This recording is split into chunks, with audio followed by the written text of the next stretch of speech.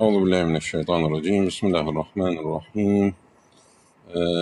وقبل البدء في والشروع في المسألة الفقهية، لا بأس بعرض هذه الرواية على الإخوة والأخوات عن الإمام الرضا.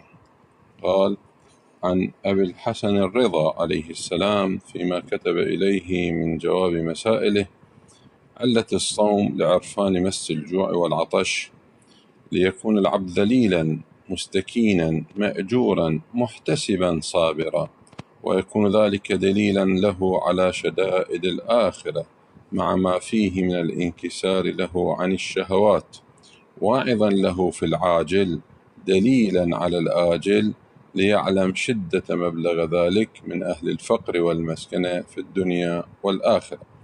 وفي رواية أخرى أنه كتب إلى أبي محمد عليه السلام: لم يفرض الله الصوم، لما فرض الله الصوم؟ فورد في الجواب: ليجد الغني مس الجوع فيمن على الفقير، ليجد الغني مس الجوع فيمن على الفقير. وكذلك في رواية أخرى: ليجد الغني مضض الجوع فيحنو على الفقير.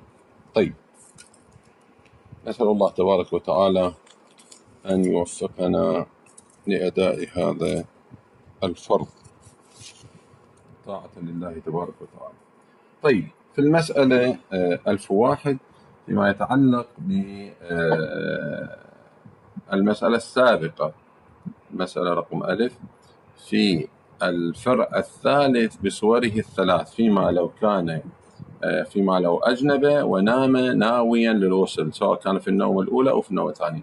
سؤال: أنه إذا الإنسان أجنب هل يجوز له أن ينام النوم الأولى؟ مثلا إذا نام وأفاق في النوم الأولى، أو نام وأفاق ثم نام ثم أفاق، هل يجوز له أن ينام مرة ثانية أو لا؟ بعدما قلنا بأنه في النوم الأولى إذا كان ملتفتا وواثقا من نفسه بأنه ينهض قبل الفجر لا شيء عليه ولا قضاء عليه.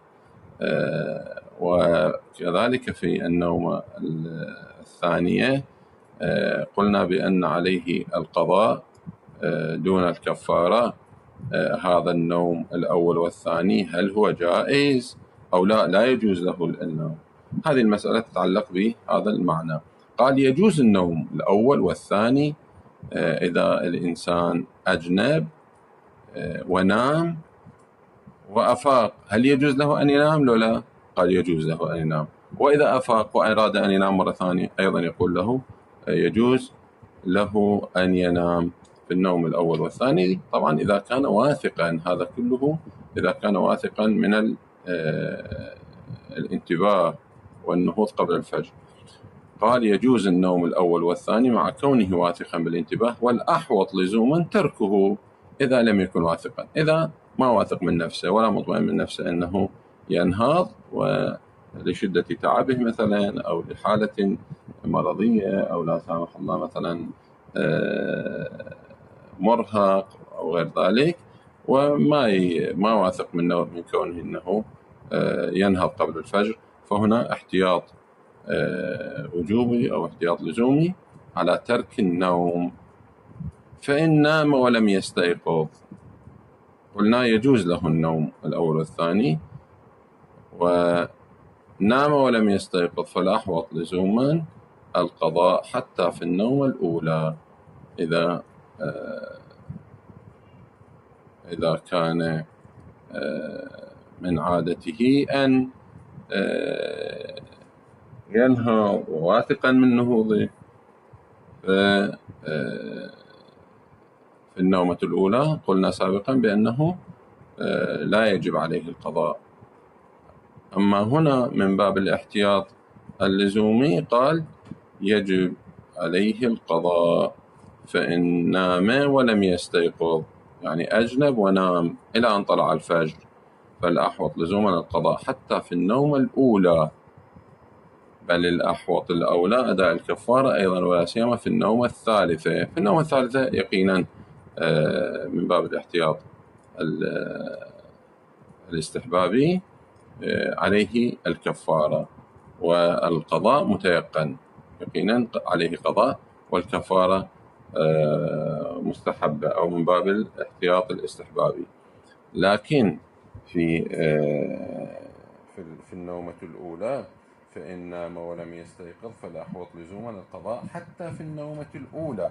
هذا قد يختلف، هذا الحكم قد يختلف عن الحكم السابق في أصل المسألة، عندما قال وإن نام ناويا للغسل فإن كان في النومة الأولى صح صومه إن كان واثقا بالانتباه، وإلا فلا حوط لزوم وجوب القضاء.